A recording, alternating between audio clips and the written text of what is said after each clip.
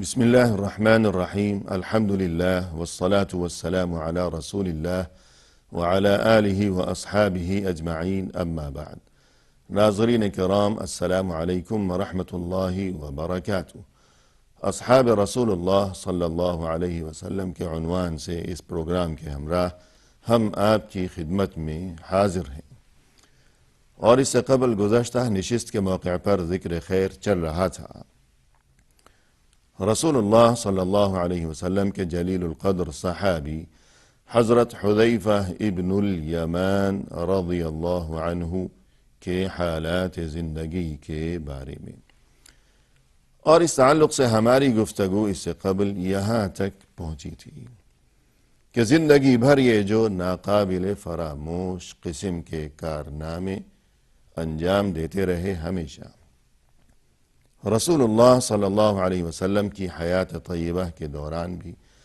اور پھر اس کے بعد خلفائے راشدین کے زمانے میں بھی، تو انہی عظیم الشان اور ناقابل فراموش خدمات میں سے ایک ان کی بڑی ہی جلیل القدر خدمت کہ جس کا تعلق قرآن کریم کے ساتھ ہے، اور وہ یہ کہ اس زمانے میں چونکہ فتوحات کا بہت بڑا سلسلہ تھا، اور بڑے پیمانے پر وہ لوگ بھی اب مشرف باسلام ہو چکے تھے کہ جو دراصل عرب نہیں تھے، بلکہ ان کی زبان کچھ اور تھی۔ قرآن کریم تو عربی زبان میں ہے، اور اس میں بہت سے ایسے الفاظ یا کلمات اس طرح تحریر کیے جاتے تھے کہ جنہیں ایک سے زائد طریقوں سے پڑھنا ممکن تھا۔ اب جو اہل زبان تھے، جو عرب تھے، انہیں اس سلسلے میں کسی دشواری کا سامنا نہیں تھا، بسہولت وہ سمجھ جاتے تھے، اس لیے کہ وہ معنی و مفہوم سے باخبر تھے۔ وہ سمجھ جاتے تھے کہ اس کو کس طرح پڑھنا ہے، کہ مثلا یعلمون ہے یا تعلمون ہے، نقطے تو ہے نہیں، اب یعلمون ہے یا تعلمون ہے، کیا پڑھا جائے گا؟ تو سیاق و سباق سے، یعنی جو مضمون چلا آ رہا ہے اور اس سے پہلے کیا بات ہے، بعد میں کیا بات ہے، تو وہ سمجھ جاتے تھے کہ یہ مخاطب کا صیغہ ہے، تعملون ہے، یا یہ کہ غائب کا صیغہ ہے، یعملون ہے، یا کیا ہے۔ کوئی دشواری پیش نہیں آتی تھی۔ البتہ جو غیر عرب تھے، انہیں اس سلسلے میں بڑی دشواری کا سامنا تھا، اور پھر یہ کہ کوئی کس طرح پڑھ رہا ہے اور دوسرا کوئی کسی اور طرح پڑھ رہا ہے، اور اس کا لازمی نتیجہ یہ تھا کہ اختلاف کی نوبت آیا کرتی تھی، اور یہ اختلاف بعض اوقات سنگین شکل اختیار کر لیا کرتا تھا،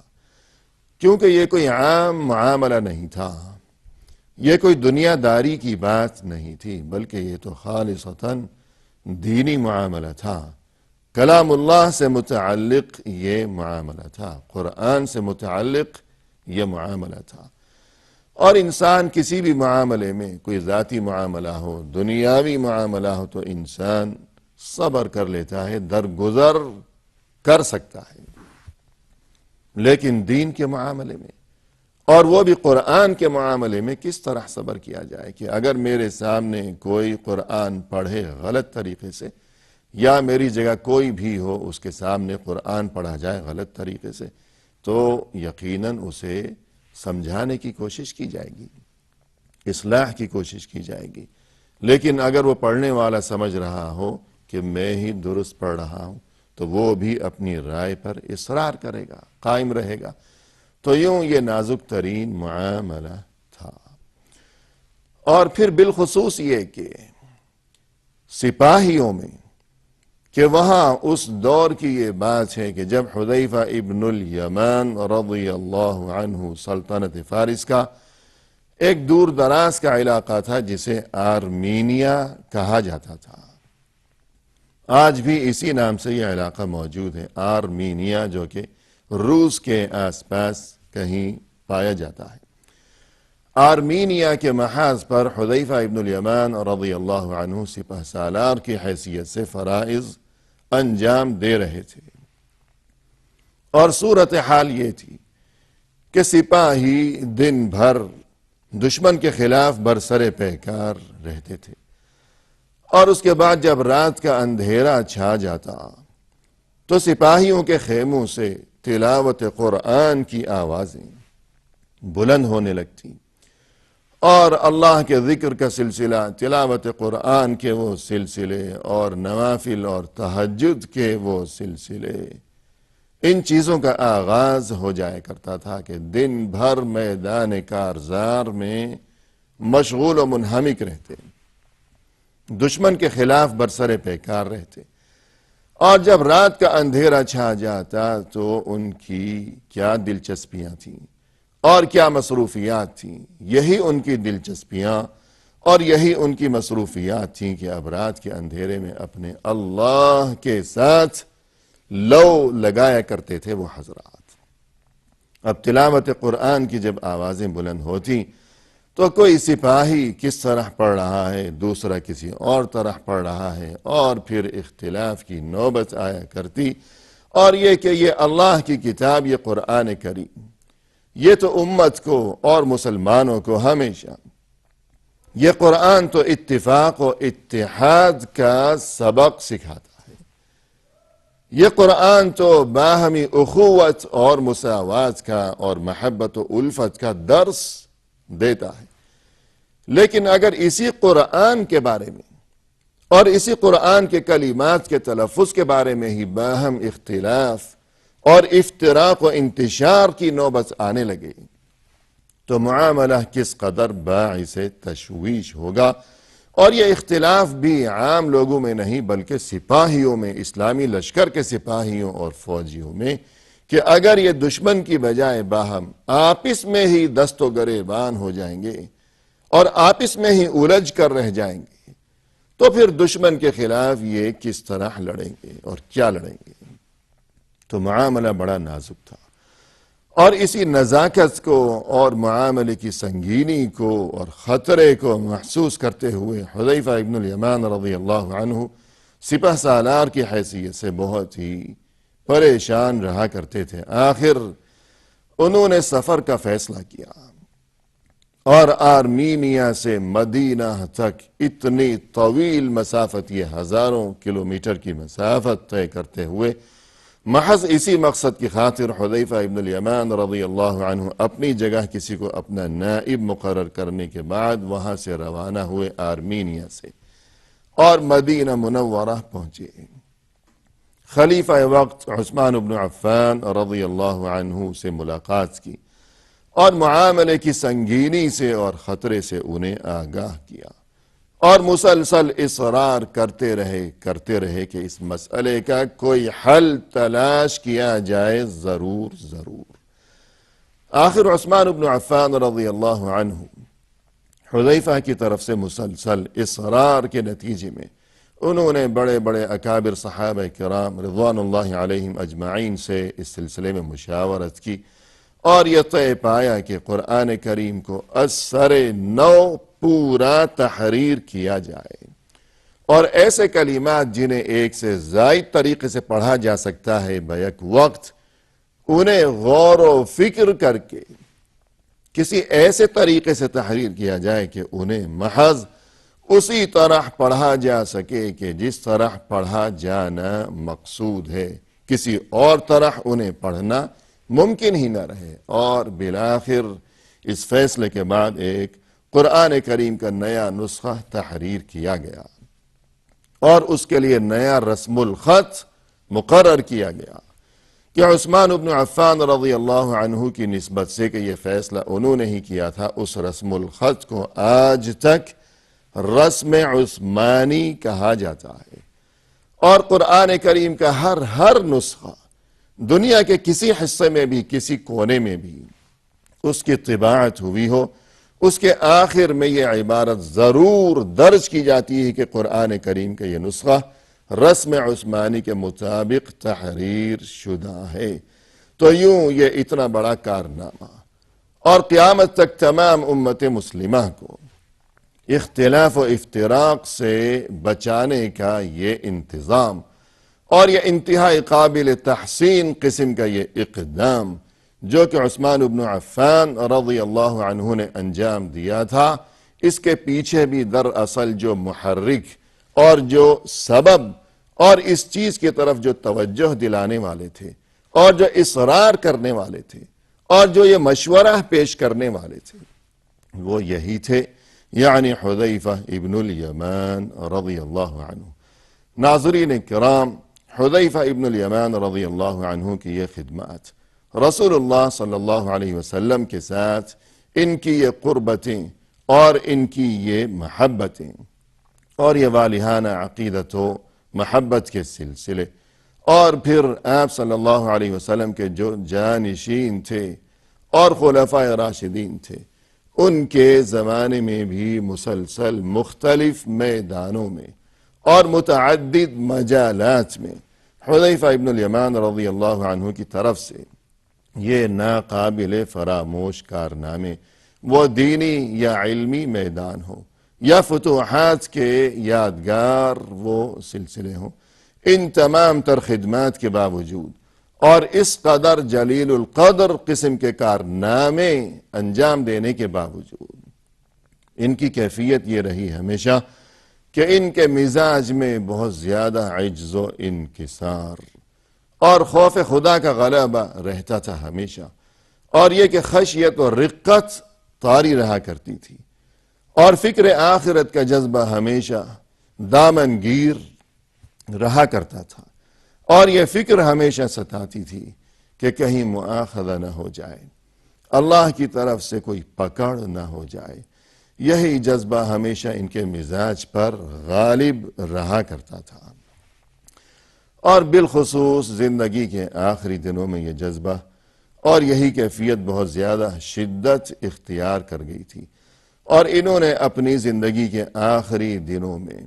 اسی شہر کوفہ میں مستقل رہائش اختیار کر لی تھی کہ جسے بسانے کے لیے جگہ کا انتخاب خود انہوں نے ہی کیا تھا، جیسا کہ ہم تذکرہ کر چکے ہیں۔ اور وہاں کوفہ میں رہتے ہوئے اپنی زندگی کے آخری ایام میں چونکہ عمر بھی بڑھ چکی تھی اور یہ کہ ضعیف ہو چکے تھے، تو مختلف قسم کے امراض نے انہیں آ گھیرا، اور پھر ایک روز ایسا ہوا کہ نصف شب جب گزر چکی تھی، آدھی رات بیت جانے کے بعد ان کی طبیعت اچانک کافی زیادہ ناساز ہو گئی، اور قرب و جوار میں جو ان کے پڑوسی وغیرہ تھے وہ لوگ جمع ہونے لگے،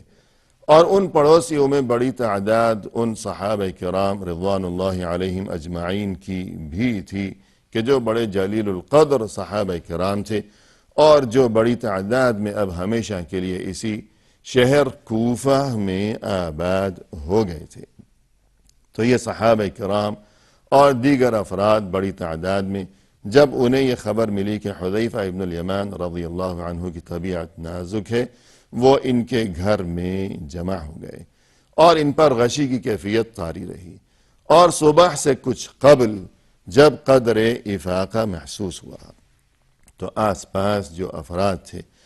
ان کی طرف متوجہ ہوتے ہوئے ان سے دریافت کیا کہ یہ کون سا وقت چل رہا ہے، ای ساعت هذه، کہ کیا وقت چل رہا ہے۔ لوگوں نے جواب دیا کہ نحن الان قریب من الصبح، کہ صبح ہونے والی ہے۔ ظاہر ہے کہ کوئی اس زمانے میں گھڑی وغیرہ تو تھی نہیں کہ درست بتایا جائے کہ 2 بج رہے ہیں، 3 بج رہے ہیں وغیرہ، تو یہی جواب دیا گیا کہ صبح کے قریب ہیں اس وقت ہم لوگ۔ تو یہ بات سننے کے بعد یوں کہا حذیفہ رضی اللہ عنہ نے، اللہم انی اعوذ بک من صبح یفضی بی الی النار، یعنی یا اللہ میں تیری پناہ طلب کرتا ہوں ایسی صبح سے جو کہ یفضی بی الی النار، جو مجھے جہنم کی آگ تک پہنچانے کا سبب بنے۔ ایسی صبح سے یا اللہ میں تیری پناہ طلب کرتا ہوں جو مجھے جہنم کی آگ تک پہنچانے والی ہو۔ اور پھر اس کے بعد ان کی طبیعت مزید ناساز جب ہونے لگی تو یوں کہنے لگے کہ لا تغالوا بالکفن فإن يكن لي عند الله خيرا بدلت به خيرا وإن كانت الأخرى سلب مني، کہ دیکھو میرے لیے تم لوگ جس کفن کا انتظام کرو گے تو وہ اعلیٰ قسم کا کفن نہ ہو۔ اس سلسلے میں فضول خرچی کی کوئی ضرورت نہیں ہے، اس لیے کہ موت کے بعد جو آگے کے مراحل ہیں اگر اللہ کے پاس میرے لیے بہتری ہوئی تو پھر اس مہنگے کفن کی کوئی ضرورت ہی نہیں ہے، قیمتی کفن کی کوئی ضرورت نہیں ہے کہ اللہ کے پاس اگر میرے لیے بہتری ہوئی، اور اگر خدا نخواستہ وہاں میرے لیے کچھ اور ہوا، یعنی بہتری کی بجائے کچھ اور ہوا، معاملہ اس کے برعکس ہوا، تو یہ کہ سلب منی، پھر یہ مہنگا کفن، یہ قیمتی کفن یہ میرے کس کام آئے گا؟ لہذا اس سلسلے میں تکلف کی یا فضول خرچی کی ضرورت نہیں ہے، سیدھا سادہ کفن لے کر مجھے اس میں لپیٹ دینا۔ تو یہ جو جذبہ تھا کہ ان کے دل میں جو ایک فکر تھی، جو ایمان اور تصور تھا کہ اصل کامیابی اور اصل راحت وہ آخرت کی راحت ہے، وہ آخرت کی کامیابی ہے، اور یہ دنیا میں جو کچھ ہے یہ وقتی ہے، یہ عارضی ہے، یہ فانی ہے، یہ ختم ہو جانے والی چیزیں ہیں۔ تو اسی چیز کا اظہار انہوں نے آخری وقت میں بھی کیا، اور یہی تلقین اور یہی نصیحت بھی کر گئے آخری وقت میں دنیا کو کہ اصل ضرورت اس بات کی ہے کہ آخرت کی فکر کی جائے۔ اور پھر وہاں کوفہ میں سن 36 ہجری کے جب بالکل ابتدائی دن چل رہے تھے، اور اسی دن وہاں شہر کوفہ میں یہ خبر پہنچی تھی